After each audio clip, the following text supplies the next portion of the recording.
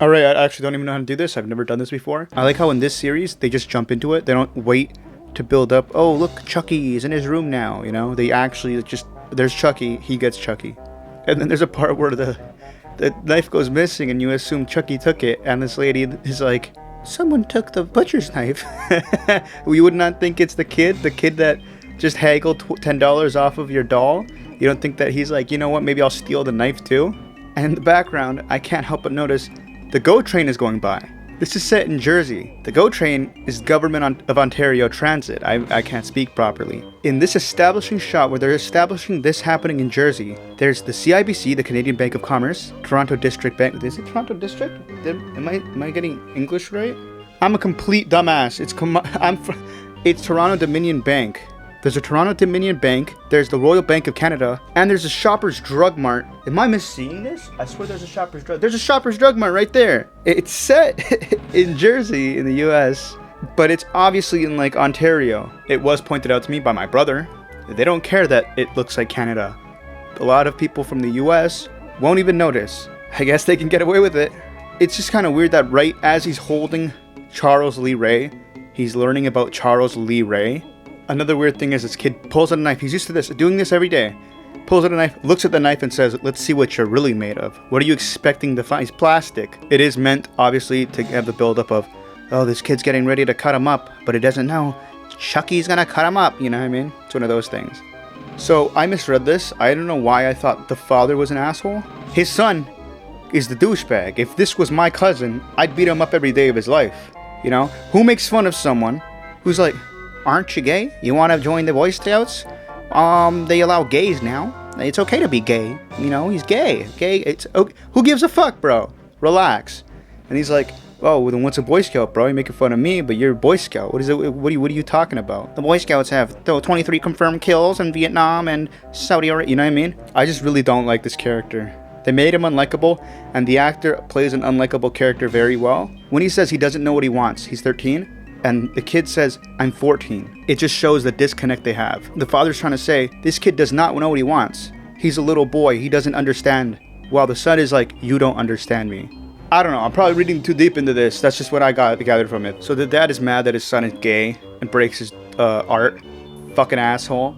But a doll statue, like the way it looked like a Mortal Kombat fatality, I wouldn't want that in my house either. Obviously, he didn't do it for that reason. But I don't know. While I was watching, I was just like, okay, thank God this thing's out of the house. So in the trailer, I was like, why is this kid taking this to school? Obviously, he's going to get beaten up if he's in the horror movie going to high school with a doll. But then they try to justify it. Oh, it's almost $1,000. He has to take care of it in his hands. Look, I'm a collector. Okay, I collect things. I have been collecting. One place your collection isn't safe is in a high school. What do people do in high schools? They destroy locker rooms. Not locker rooms. I don't go to locker rooms. They destroy the stalls, bathroom stalls. For no reason. It's funny to them, not to me, because I gotta go to the washroom. But in a place where kids are always fighting, they're hormonal, they're angry, they feel like no one understands them, they have a problem with everyone, and everyone seems to have a problem with them, why would you then take a $1,000 value toy to school? Obviously, he leaves it home, his dad might break it. Hide it. Don't bring it to school. It's in mint condition. Get it PSA 12 grade. So when he opens up the frog, it's still beating. Obviously, the teacher just said they can continue beating from up to 2 minutes after they die. When I dissected the frogs, I don't know if it's because I went to a broke-ass school, they were already dead for a while. Maybe it was the broke-ass school because they were also already decomposing. They've been frozen, but they're still decomposing. The kid turns around, does whatever he does. And then Chucky mutilates the frog, and no one saw it. That's what was weird to me. No one saw it. There's no reason for anybody.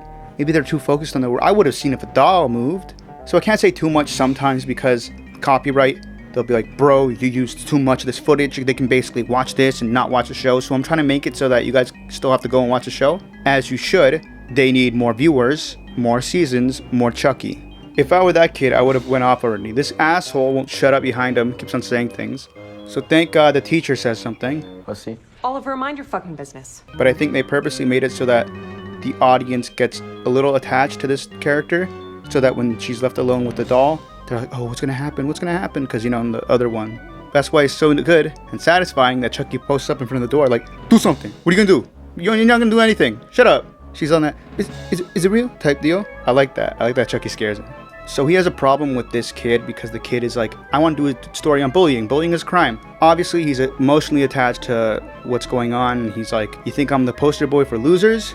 In this school, it kind of is. Doesn't ever stand up for himself, which kind of pisses me off a lot. I think what needs to happen is he needs to go, hey, shut the fuck up. I have a killer doll. Every time I see him, I'm like, oh my God, bro. This was my cousin. I would have already beat his ass. He's always talking shit. You know what I mean? If you're going to talk all that shit, back it up, you know? Or just don't talk shit. So I'm sure that it's Andy. As a matter of fact, I'm sure everybody that knows the series knows it's Andy. What I find weird is that Andy's just like, have you checked the batteries? Is his name Chucky? So, yeah, if his name is Chucky and the kid says, yeah, his name is Chucky, I'd be like, holy shit. His name is Chucky. Yeah, don't touch that. Get away from it. It's a killer doll. I'm this kid. Just chill, relax, kid. And he'd be like, you know what? I don't believe it, but it's still kind of spooky. I'm going to put it in a cage. I'm going to throw it away, you know? Also, is Andy just on eBay all day looking to see if someone has a Chucky doll a good guy doll for sale? Does that mean he emails every single person who's selling a good guy doll? Also, when the kid does check the battery pack and there's no batteries, you would think Chucky would turn his head and go, I'm Chucky, want to play? You know? But instead, he's just like, boom, in the garbage. The girl's trying to out him in front of everybody. In front of his crush, in front of his crush's mother, in front of everybody in the school. I thought this was a dream sequence, but she did. What an asshole. You know what I mean? You hear Chucky talking. Obviously, no one's going to believe it's a doll. The kid picks it up. He's like, hey, bro, got an idea. Let's do a ventriloquism act. Like that doll movie. What is it? Voodoo? I don't remember. I watched it a while ago. And Chucky's all like, he lightly outs him, I guess. Friend, Jake. Nothing more. Not that there's anything wrong with that. This is like some Goosebumps type deal. This is like I like that. Grown Goosebumps. They should do that. But I like how Chucky's going through a phone being like, you're trying to expose him? Now I'm going to expose you. He starts talking all this shit. I don't know why, but when Chucky says you're all a bunch of fucking assholes, I just love this Chucky's voice. So when he says slurs, it just sounds so good. I don't know what it is about this scene and everything that happens. It's just so, I know what it is. It's just satisfying. It's a very satisfying scene. It's so fun to watch. He gets confronted by his homophobic father. He goes, no, you don't care that they think I'm weird. You care that they know I'm gay. He didn't say gay, but I'm not going to say what he said. Like most ignorant douchebags, he hits him. First kill of the series. You might say it's well earned. You might say it's well deserved, but still the kid's dad and he's watching it. So it's satisfying, but it's a very conflicting scene. He goes to his uncle's house he has to stay at, and his cousin douchebag is like, shit. So, bro, your uncle just died. What a douchebag. And I'd like to point out how there's a million excuses for light in this scene. Every light is on. Every lamp is on. This house's electric bill would be like $1 million, bro. It's like, what is this? When someone tries to look all cool, they look very uncool. You know what I'm saying? So he mentioned his aunt having a secret in the talent show, and she says, what do you mean by that? He's like, oh, I'm just trying to be funny. It's because Chucky heard something on the phone the kid doesn't know about. Then he's like, speak to me. I know you could speak to me. I know you could do something. Chucky just bitch slaps him. He pimp slaps him. He gets up and he's like, I'm Chucky. I'm not gonna lie. I'm not gonna lie to you. The start of the show is kind of a little slow. If you're a fan, you like it. If not, I can see how it's like, oh, it's kind of boring. But when it gets like halfway through, like it gets satisfying. And I hope the show continues to be satisfying. And I hope you go and watch it. This is not a substitute for the show.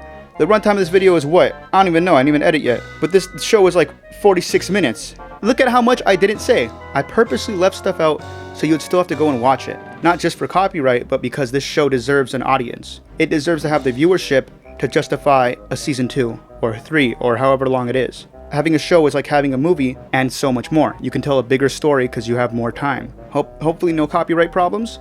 Thank you for watching. Comment below anything you want. I'll have a whole conversation with you in the comments. Like the video. I'm sure most of you would like to dislike the video more. So do that if you want. Consider subscribing, like it if you did, and take care.